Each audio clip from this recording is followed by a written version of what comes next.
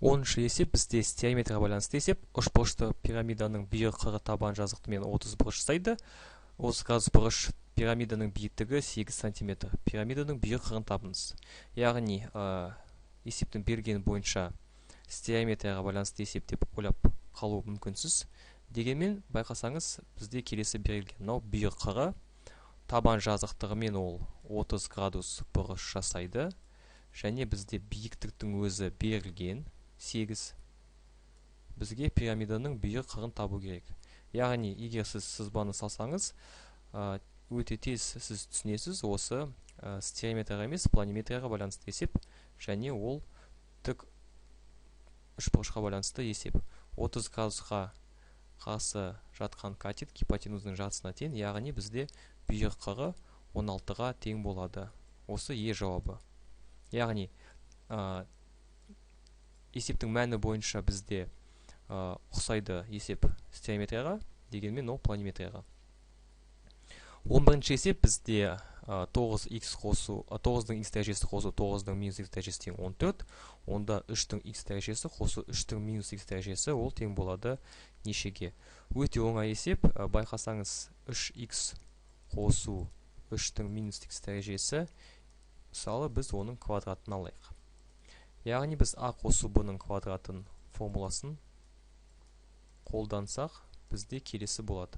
А-ның квадраты, яғни 3x-тің квадраты қосу 2 көбейтілген АБ, жазылайық. Қосу 2АБ қосу b квадрат. Мұндағы а дегеніміз 3-тің x дәрежесі, b дегеніміз 3-тің минус x дәрежесі. 2 көбейтілген 3-тің А-ның орнына бізде 3-тің x дәрежесі, b-ның орнына 3-тің минус x дәрежесі. Және қосылған 3-тің минус x дәрежесі және оның квадраты. Енді дәрежені білсеңіз, сіз білесіз, санның дәрежесінің тағы да бір дәрежесі, осы 2 дәреже біз оның орнын ауыстыра аламыз. 3-тің квадратының x дәрежесі қосу. Енді бізде дәреженің негіздері бірдей 3 пен 3, яғни біз келесі түрде жазамыз. X қосу екінші дәреже минус x. Және осы жақта біз алдыңғы формуланы қолданамыз. 2 дәреженің орнын ауыстырамыз. Минус x. Яғни ол тең болады. 3-тің квадраты және x дәрежесі дегеніміз ол 9-дың x дәрежесі қосу.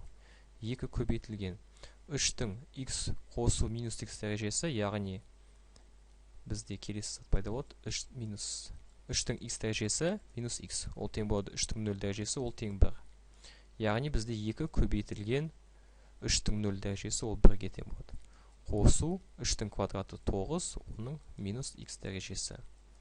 Яғни тең болады 9x-тің дәрежесі қосу 9-дың минус x дәрежесі қосу 2. Ал біз білеміз, есептің берген бойынша 9-дың x дәрежесі қосу 9-дың минус x дәрежесі тең болады 14. Яғни осы бізде 14 қосу 2 тең болады 16. Енді біздің бастағанымыз 3-тің x дәрежесі қосу 3-тің минус x дәрежесінің квадраты, осының бүкілі тең болады 16-ға. Яғни 3x қосу 3-тің минус x дәрежесі, осының квадраты тең болады 16-ға. Енді бізге 3x қосу 3-тің минус x дәрежесінің тек қана өзін табу керек, яғни біз оны түбір астыға аламыз. Түбір асты 16 тең болады. Яғни ол тең болады 4-ке. Байқасақ, бізде D жауабы 4 деп тұр. Яғни жауап осы болады. Номер 12-ші есеп, теңдеулер жүйесін шешіңіз. Яғни бізде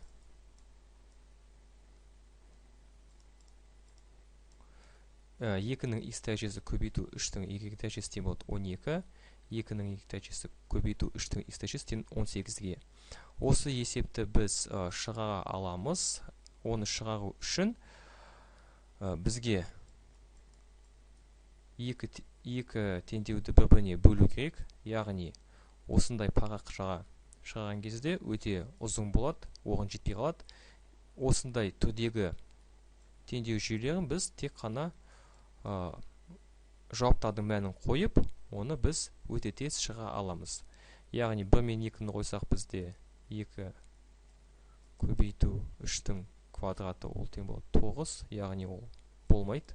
1-де 2 деген жауап болмайды. 1-де 2 деген жауап болмайды, яғни 2-де 1 деген жауап болса, 2-нің квадраты көбейту 1 жауап болады. 2-нің квадраты 2-нің 1 дәрежесі көбейтілген 3-тің квадраты. Яғни осы жауап келеді. Минус дәреже бізде келмейді, себебі минус дәреже дегеніміз ол тең болады 1 бөлінген 2-нің квадраты.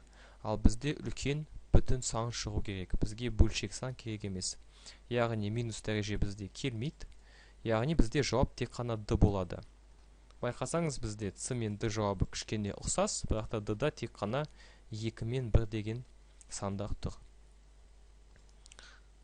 Ағаға есепті шығарды қарастырайық. Бізде 13-ші есеп оңай есеп. Жақшаны ашып жіберсек, бізде 2-ден 1х қосу 8, үлкеніне тең 23, азайту 2 бүтін 2-ден 1х.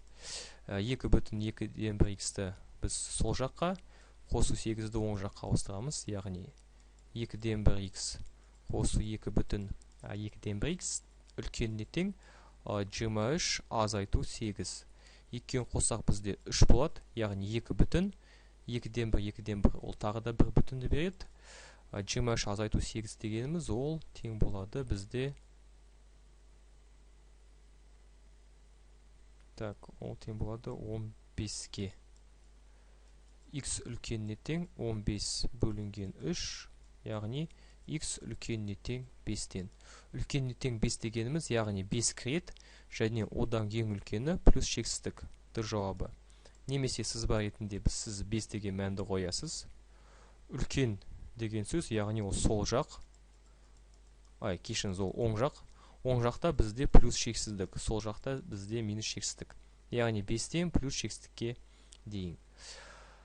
14-ші есеп өте оңай есеп. Функцияның туындысын табу керек. Яғни бізде y' дегеніміз ол 12x қосу 5-тің 2-ден 1, түбірасы дегеніміз ол 2-ден 1 дәреже. Осының біз туындысын табамыз. yn-ның туындысы тең болады n көбейту yn минус 1 және y-тің көбейту u-ның туындысының өзі. Яғни осы формулаға біз қарасақ, 2-ден 1 ол алдыға түседі. Көбейту 12x қосу 5-тің 2-ден 1 азайту 1 дәрежесі. Көбейту 12x қосу 5-тің туындысы. Енді 12x қосу 5-тің туындысы дегеніміз ол 12-нің өзі болады. 2-ден 1 көбейту 12 көбейту 12x қосу 5-тің 2-ден 1 минус 1 дәрежесі, яғни ол 1 бөлінген 12x қосу 5 болады. 12 мен 2-ні қысқарсақ бізде 6 болады. Яғни бізде 6 бөлінген 12x қосу 5 д жауабы болады.